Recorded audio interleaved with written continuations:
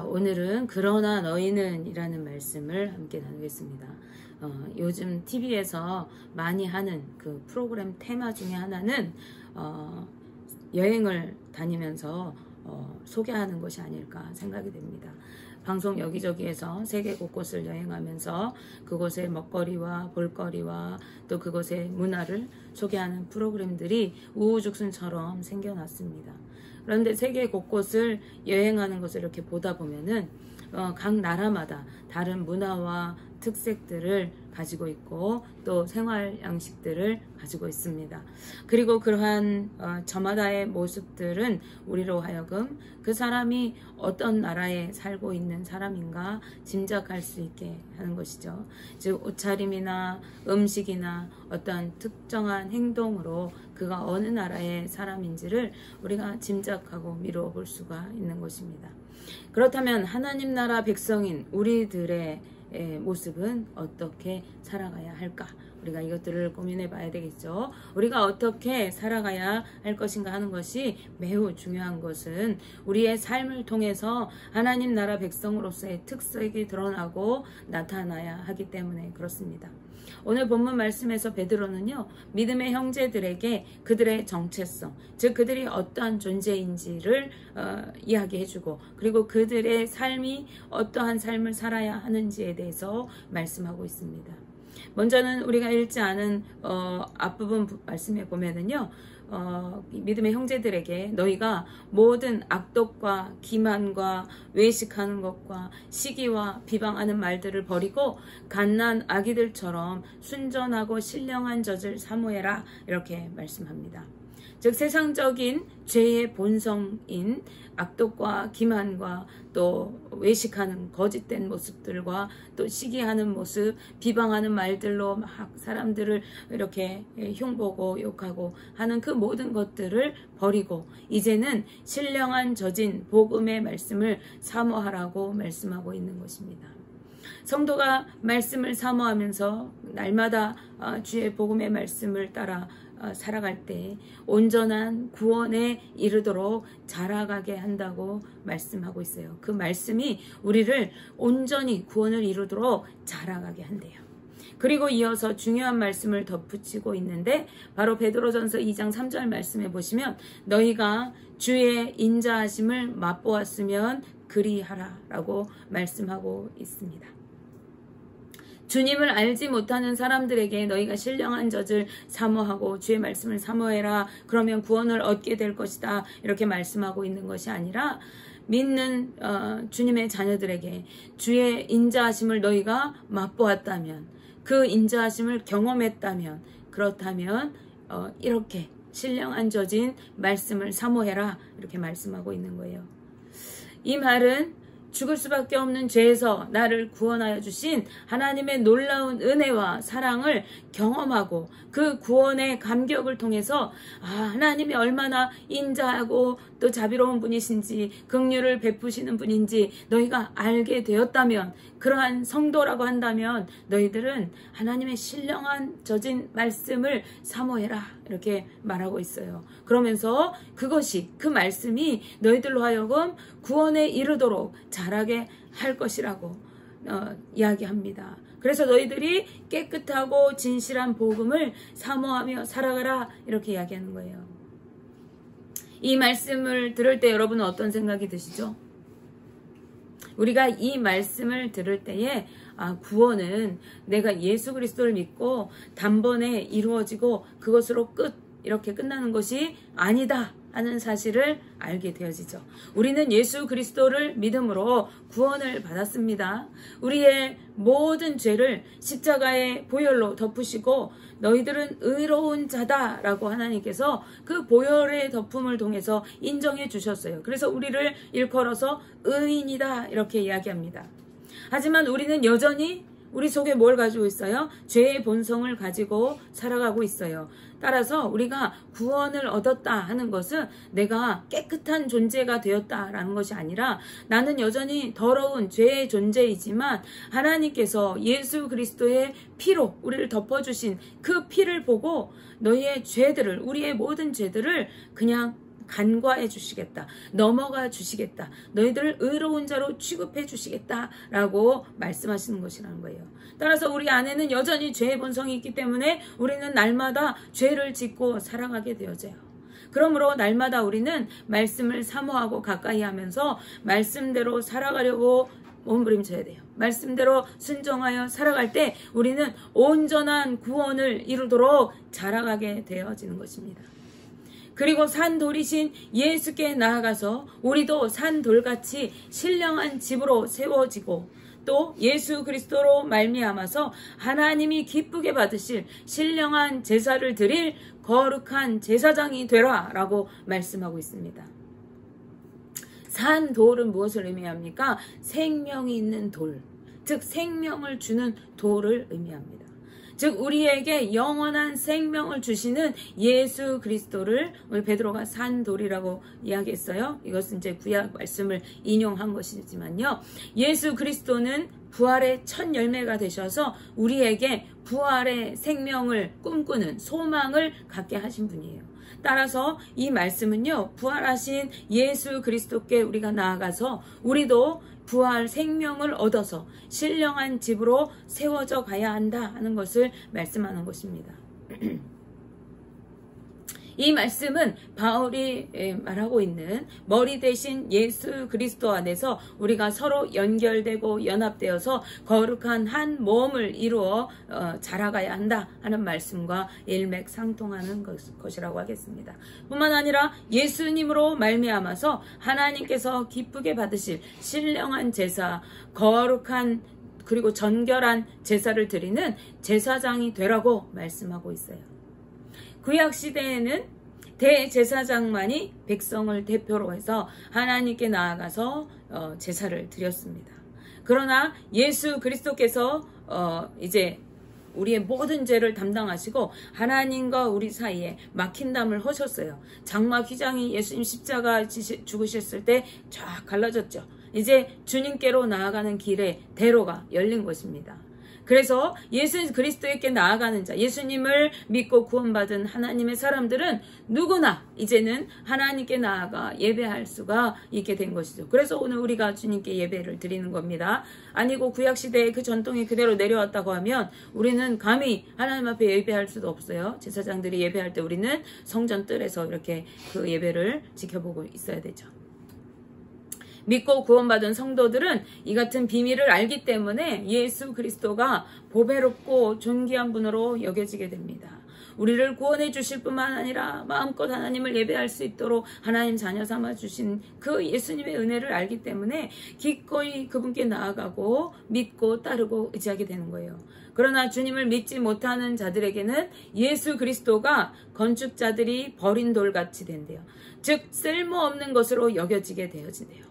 그리고 예수 그리스도로 인하여 부딪혀지고 걸려 넘어지게 되는 그러한 지경에 이르는 거예요. 그래서 예수 그리스도께서 믿지 않는 자들에게는 부딪히는 돌과 걸려 넘어지게 하는 바위가 되었다. 이렇게 말씀합니다.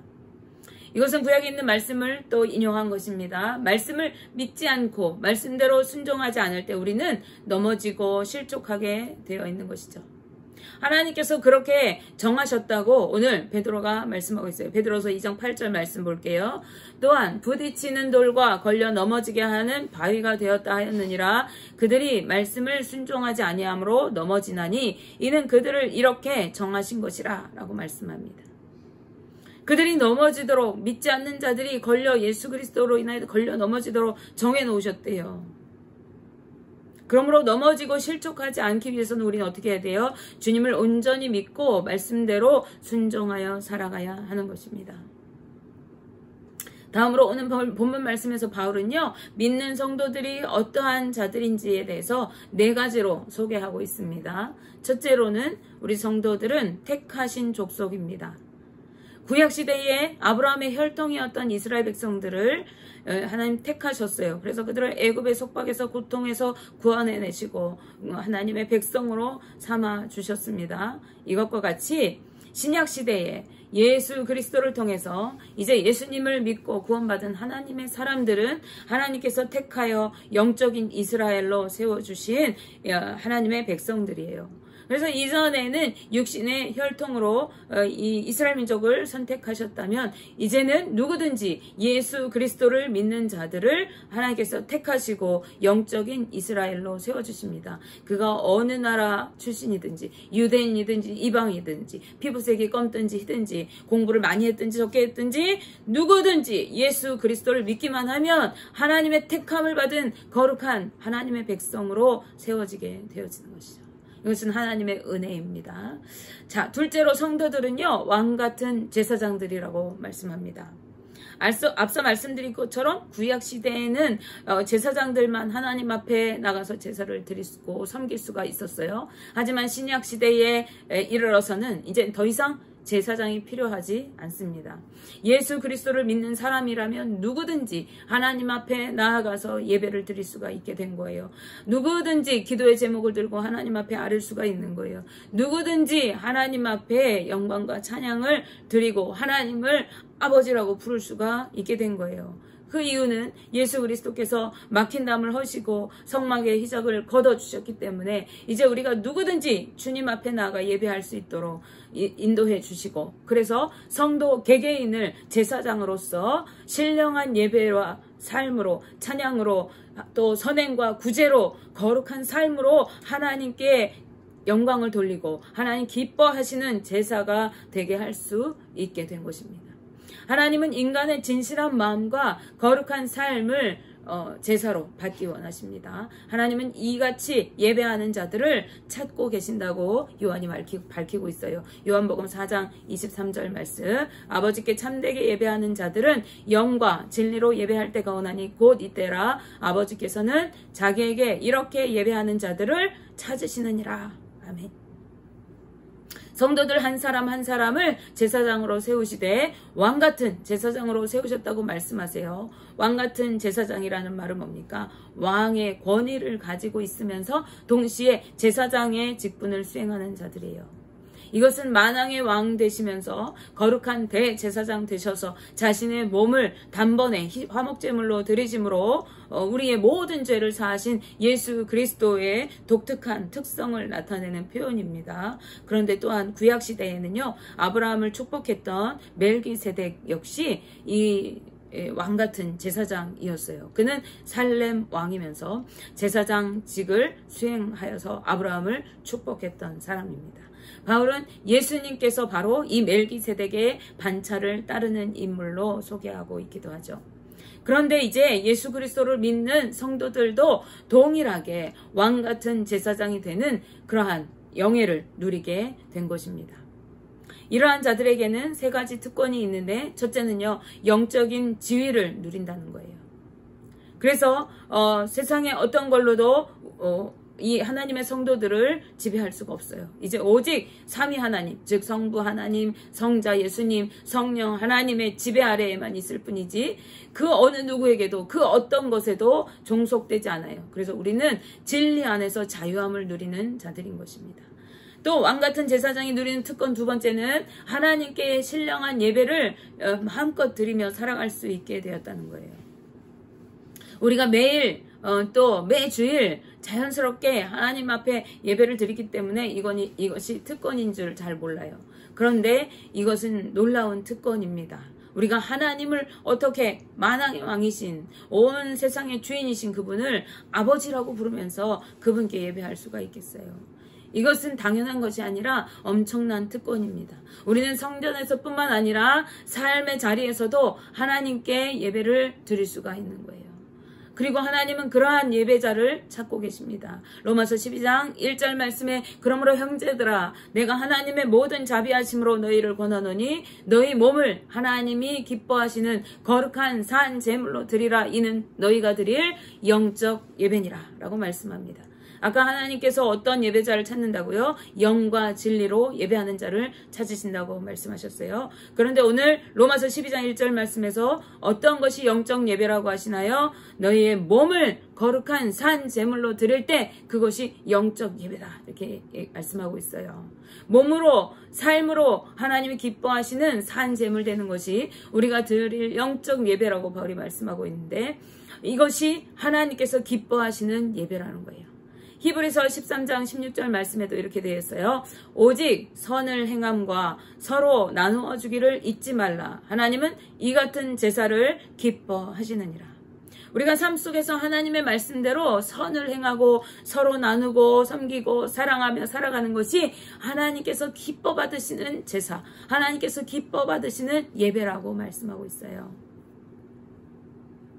셋째로 왕같은 제사장이 누리는 특권, 세 번째는 세상에 하나님의 뜻을 나타내는 하나님의 대리자들로 살아가게 된다는 것입니다. 우리의 말과 행실을 통해서 하나님의 뜻을 드러내는 거예요.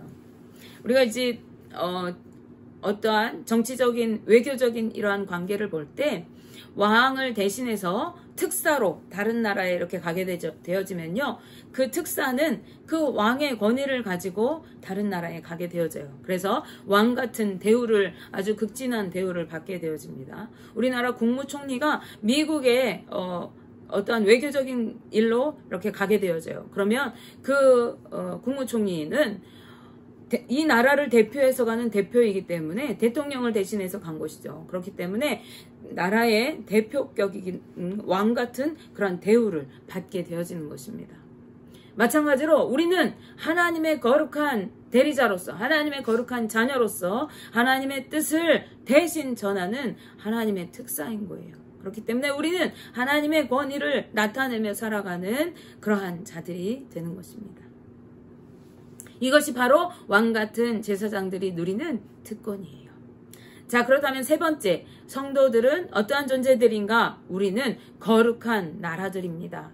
본래 거룩한 나라는 하나님을 섬기기 위해서 구별된 이스라엘 백성들을 거룩한 나라 이렇게 말했어요. 그런데 이제 신약 시대로 넘어오니까 성도들에게 이러한 표현을 하기 시작했습니다. 이것은 이스라엘 백성들이 거룩하고 구별되게 살아가야 하는 존재들이었다는 것을 의미하는데, 이러한 이스라엘 백성들과 같이 오늘날 신약 시대의 성도들 또한 하나님의 백성들로서 구별된 삶을 살아가야 한다는 것을 의미하는 거예요. 하나님께서 이스라엘 백성들을 구별하여 하나님의 백성으로 세우시고 그들에게 말씀하셨어요. 너희는 내가 거룩하니 너희도 거룩하라. 이렇게 명령하셨습니다. 거룩하다는 말은 무슨 뜻이에요? 순전하고 깨끗하다는 뜻입니다. 즉 완악하고 죄악으로 더러워진 세상 가운데서 너희들은 순결하고 깨끗한 삶으로 구별되어져서 하나님의 백성임을 나타내며 살아가라, 이렇게 명령하셨다는 것이죠. 그리고 그들의 삶을 통해서 온 세상에 하나님의 영광을 드러내기 원하셨던 것입니다. 마찬가지로 우리 믿는 성도들은 말씀대로 살아가면서 정결하고 거룩한 삶으로, 공의롭고 정의로운 삶으로 세상과 구별돼서 불법을 저지르고 거짓되게 살아가고 탐욕으로 살아가고 온갖 죄악을 저지르는 그 세상 가운데서 구별되어서 하나님의 영광을 드러내야 할 자들인 것이에요. 따라서 우리의 삶을 살피고 말씀대로 순종하면서 나를 복종시키고 내 안에 예수 그리스도가 사시게 하는 삶으로 구별된 삶을 살아가야 하는 자들이 바로 우리 믿는 성도들인 것입니다. 자, 마지막으로 성도는요, 하나님의 소유가 된 백성입니다. 그의 소유가 되었다는 말은 하나님께서 그의 소유로 삼으셔서 하나님께서 주인 되셔서 우리를 지키시고 보호하시고 함께하시고 인도하시겠다는 것을 의미하는 것입니다. 영적 이스라엘인 성도들을 하나님께서 자기 소유로 삼으시기 위해서 대신 독생자 예수 그리스도를 대가로 지불하셨어요. 예수님의 생명으로 우리를 그 핏값으로 사신 거예요. 그래서 이제 핏값으로 산 믿는 자들은 하나님의 주권 아래 놓이게 되어진 것입니다. 즉 우리는 하나님의 것이라는 뜻이에요. 내 것이 아닙니다. 우리의 생명, 우리의 건강, 우리의 물질, 우리의 삶이 하나님의 것이에요. 왜? 죽을 수밖에 없는 우리들을 하나님께서 예수 그리스도를 단번에 죽게 십자가에 내어주시고 그 핏값으로 우리의 죄를 대신 다 대속하셨어요. 죄값을 다 지불하셨어요. 보석금을 내셨단 말이에요. 그래서 우리는 이제 자유함을 얻었어요. 하나님의 권세 아래 놓이게 되었습니다. 하나님의 것이기 때문에 하나님께서 우리를 책임져 주시는 거예요. 하나님께서 독생자를 아낌없이 내어주시고 믿는 성도들을 택하셔서 하나님의 소유로 삼으신 것은 그의 아름다운 덕을 선포하게 하시기 위해서 우리를 하나님의 소유로 삼으셨다고 오늘 말씀합니다. 여기서 말하는 아름다운 덕은 뭐냐면 죄인을 어두운 데서 불러내서 하나님의 기이한 빛에 들어가게 하시는 것을 의미해요. 이것은 무슨 뜻입니까? 즉 이 아름다운 덕은 구원의 은혜를 의미한다는 거예요. 다시 말씀드릴게요. 예수 그리스도를 통해서 어두운 죄악 가운데 살아가던 자들을 구원하셔서 하나님의 영광의 빛 가운데 거하게 하시고 하나님의 자녀로 삼으셔서 오늘 우리를 이 자리에 있게 하신 이유는 우리로 하여금 그 구원의 은혜를 선포하도록 그 하나님의 덕을 나타내게 하시기 위해서 우리를 하나님의 소유로 삼으셨다는 것입니다. 우리도 전에는 하나님의 백성이 아니었어요. 전에는 어둠 속에 살아가고 긍휼을 얻지 못하고 절망 가운데 살아가던 죄의 자식들이었습니다. 우리가 예수 그리스도를 믿지 못할 때 우리는 죄악의 자식들이에요. 우리가 어디에 있든지 그것은 마찬가지입니다. 그래서 우리가 뜨겁게 주님을 만나야 되고 그 주님의 구원의 감격이 우리 안에 누려져야 돼요. 그리고 우리가 그렇게 구원의 감격을 얻었다면 우리는 하나님의 소유된 백성으로서 그 구원을 나타내고 증거하는 자로 살아야 됩니다. 우리를 먼저 택하셔서 부르신 것은 여전히 이전에 우리와 같이 어둠 속에 헤매고 있는 영혼들에게 내가 누린 이 복음을, 이 놀라운 은혜를 전하도록 하시기 위해서 우리를 하나님의 소유로 삼으셨다는 거예요. 그러므로 믿는 자들이 마땅히 행해야 할 것은 입술로 그리고 삶으로 복음을 나타내고 증거하는 삶을 살아가야 한다는 것입니다. 우리는 우리가 어떠한 존재인지 분명히 알 때 우리의 삶이 분명해져요. 우리가 하나님의 택하신 족속이요 왕같은 제사장이요 거룩한 나라요 또 하나님의 소유단 백성인 것을 알 때에 우리가 이러한 삶을 살아갈 수가 있습니다. 그러므로 오늘 베드로의 말씀을 통해서 우리는 자신이 어떠한 존재인지 분명히 알고 그에 걸맞는 삶을 살아가야 하겠습니다. 우리는 하나님께서 택하신 하나님의 족속이고 왕같은 제사장입니다. 하나님의 권위로 세워주신 하나님의 예배자들입니다. 또 우리는 거룩한 나라로 세우셔서 세상에 구별되어 하나님의 영광의 빛을 드러내고 복음의 맛을 내야 하는 하나님의 자녀들인 것입니다. 그리고 마지막으로 우리는 하나님의 소유가 된 자들입니다. 하나님께서 예수 그리스도를 통해 우리를 먼저 택하신 것은 하나님의 소유 삼으신 것은 우리를 통해 이 구원의 역사를 이어나가기 원하셔서 우리를 하나님의 증인으로 이 복음의 증인으로 삼으시기 위한 것입니다. 그러므로 우리는 하나님의 백성이요 자녀답게 말씀대로 살아가고 영과 진리로 하나님을 예배하며 거룩한 삶과 입술의 선포를 통해 주의 복음을 전할 사명을 부여받은 하나님의 사명자들인 것입니다. 우리는 이것을 기억하면서 하나님의 소유된 자들로 하나님의 거룩한 복음의 증인들로 살아가고 하나님의 영광을 누리는 복된 주의 자녀들 되시기를 주님의 이름으로 축복하며 기도합니다. 기도하겠습니다.